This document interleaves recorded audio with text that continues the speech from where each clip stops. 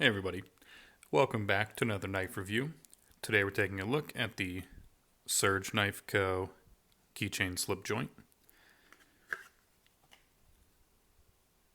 There is the knife, and here is another one. I do have two of the three colors just because I bought one and my brother bought one, so I thought I'd do a review while I had both of them still sitting here. And in the box comes in a little foam insert, but when you pull that out, you have two little Torx drivers, probably T8 and T6, so that's very cool. I know these things can't cost a lot, but it is very nice for a knife company to provide those because not everyone has nice little Torx drivers, and if you're not a big knife collector, you might not want to go buy a whole Torx set or good Torx drivers if you only have one or two knives. So very nice for them to include those in the box. It also had a warranty card in there to explain the warranty to you. Here it is opened. You can see his Serge Pachenko production logo. It's got an extra little P in there after the SP of the regular logo. On this side it says Serge Knife Co. M390. I believe 184 is the serial number there. And there's also a serial number kind of inside the scales, a little electro pencil engraving thing, just for assembly at the factory, I assume. So, on to the specs and the measurements. Overall length of 4 inches, blade length of 1.375 inches, blade thickness 0.09.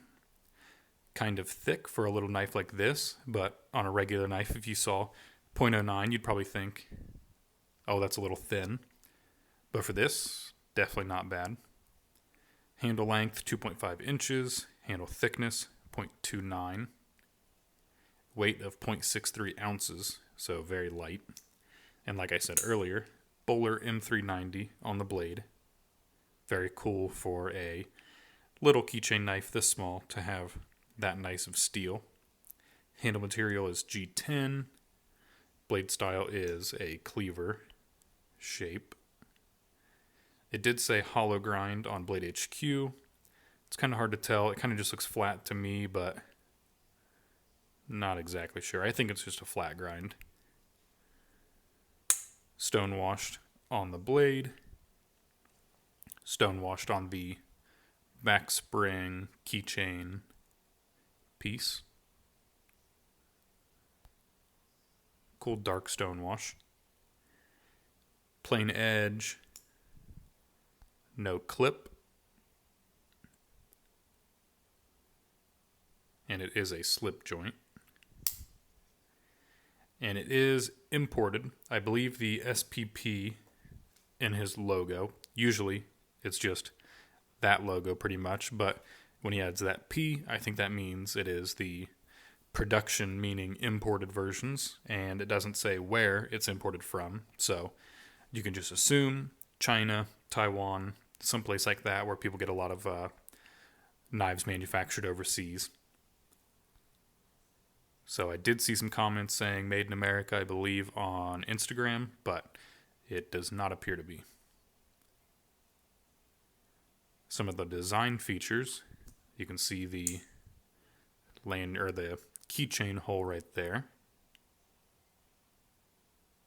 It is nice with the two screws going through there. That probably makes it a little more sturdy because that's probably a high stress area there where it's hanging from the keys. So that's the keychain hole, nice and chamfered all around. The handles do come in black, green, and orange. I believe the orange was sold out when I went online to buy it, and I don't think it's because it was the most popular. It was probably just because they made less of them. Now on to the pros. Some of the good things I liked about it. It showed up fairly sharp. I did see reviews that people gave it like I think a 2 or a 3 out of 5 stars on Blade HQ because they said it showed up dull, but I mean, that was pretty effortless. And if you've tried to cut through paper on camera, you'd know that's usually pretty hard, especially if you have a dull knife and you're trying to cut through paper on camera, it's impossible. So it came fairly sharp. I've opened boxes with it so far, and it did great, cutting through kind of hard, cardboardy tape stuff. It is a very compact design, which is what you'd want to see in a keychain knife. If you'd want it to fit along with your keys, you'd probably want it to be about the size of a key, so definitely accomplishes that goal. And it is definitely small enough to fit on a keychain. I think when I put mine on my keychain, I'll probably put a little jump ring here and then attach that to the bigger key ring just because I think that would orient it better with my keys. Yeah, then it would sit like, well, no, maybe it won't. I don't know. I'll figure it out, but definitely will fit on a key ring nicely. Also, the steel, very good for a little knife like this. Serge has worked a lot with Boker, and if you know a lot of Boker's designs, I do love that they work with so many knife makers, but I hate that they always use 440C or some crappy steel. I think the Lancer, I forget what the Lancer came with. It might have been D2 or something, but there's always really cool Boker designs, and then you'll see that it's a $120 knife made out of 440C, which is just, in today's age, if he's doing M390 on a little keychain knife like this, then they can splurge a little at Boker and increase their steel budget a little bit. The action is good. Nice stiff action. Not too stiff to where like there's some slip joints where you're kind of scared, like you're opening it and you feel like, oh, maybe you're going to slip and cut yourself, whatever, but this is nice and easy while still being a nice strong action.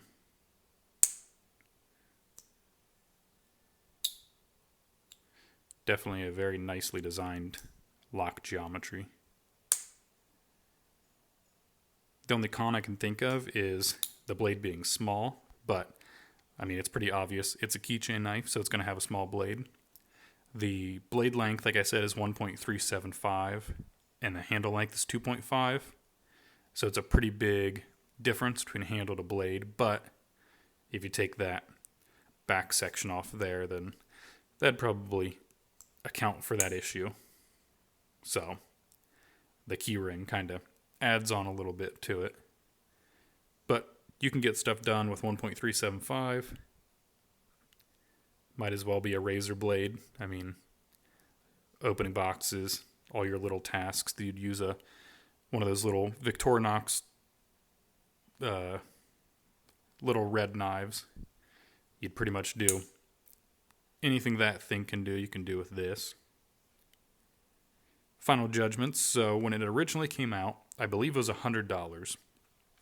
And when I saw it, when it first came out, I knew that I definitely wasn't going to buy it because I did not believe it was worth, to me, $100 for a keychain knife. Especially, I don't want to be carrying around a $100 keychain. So I didn't buy it at $100. Then I saw later it went down to about $75 on sale. And I was thinking, okay, that's a little better of a price. Maybe I'll think about getting it. But I didn't get it. Then later, just last week, Blade HQ started doing something called their White Hot Deal of the Day. And I think this might have been the first one, or one of the first ones they did. And they marked it down to $29.99 from $100. So right when I saw that, I knew I had to get one. So I bought the green one. I went and told my brother real quick. I said, hey, look at Blade HQ. Look at their White Hot Deal of the Day. And he saw that it was $29.99. So he said, okay, cool. throw one in the cart for me too. So that's why I have a green and a black one here. Then so I think they just put aside a couple of them for that deal, because after about an hour or two, it did go out of stock. But right now, it's back in stock for $49.99. So they still have some. They just didn't put their whole inventory on the $29.99 deal. So for $49.99, I still think that's a pretty good deal. Definitely more tempting than $100 or $75. So M390 blade, very nice materials, nice action and fit and finish. I think it's worth $49.99. I do love the look and the feel of it. In the hand, fits great for a little knife. You can really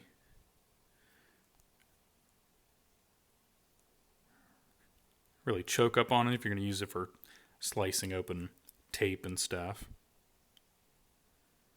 Especially if it's on a keychain. I mean, just very easy to just pop it out and use it. And if you have it on a keychain, then you'd be holding your keys too as part of your handle, so it'd give you a little more grip too. I'll definitely be carrying it a lot.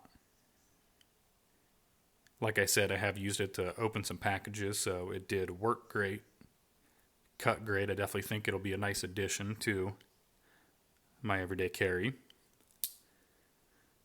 And the thing about small knives, like I was complaining about the $100 price, it's kind of hard to justify buying small knives because you think, oh, well, it's less material. It still costs a lot sometimes. But there's still a lot of work that goes in them. I mean, they're still chamfering all these edges, chamfering that keychain hole there. I mean, they still have to heat treat the blades. They're still doing every step of the process. It might be a little quicker, and it'll use less material, but it's still a lot of work, so you can understand where they're coming from with a lot of the prices. But if you're going into knife making, I wouldn't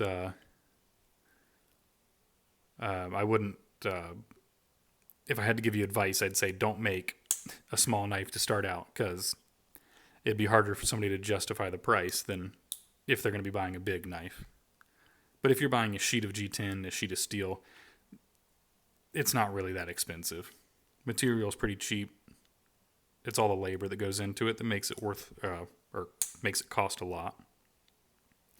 And a little comparison, another keychain knife I have that I've done a review of is the Pangea Designs Prilobite.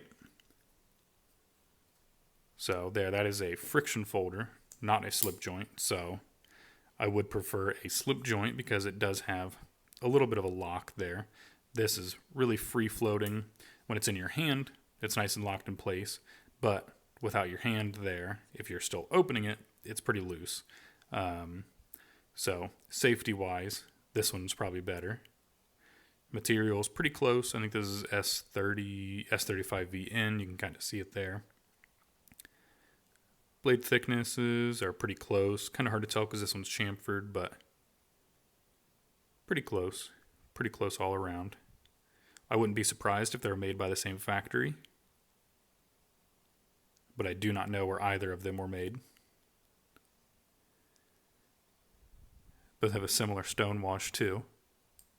But the thing that I really like about this one over this one is, like I said earlier, if it's on your keychain, all you got to do is just pop out the blade and it's ready to use.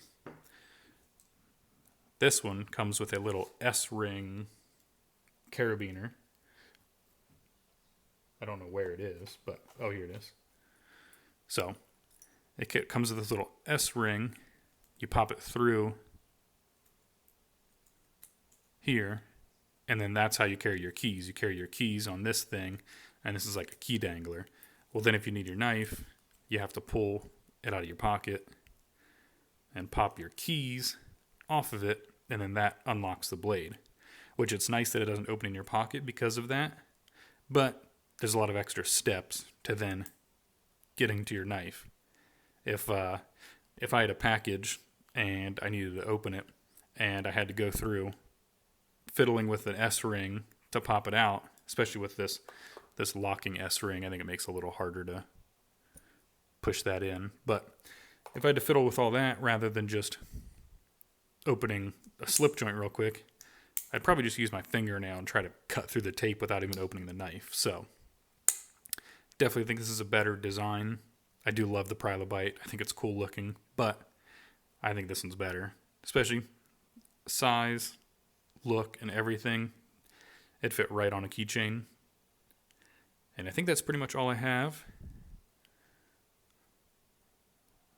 Put them side by side again.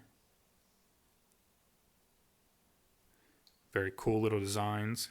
If you like this video, give me a like.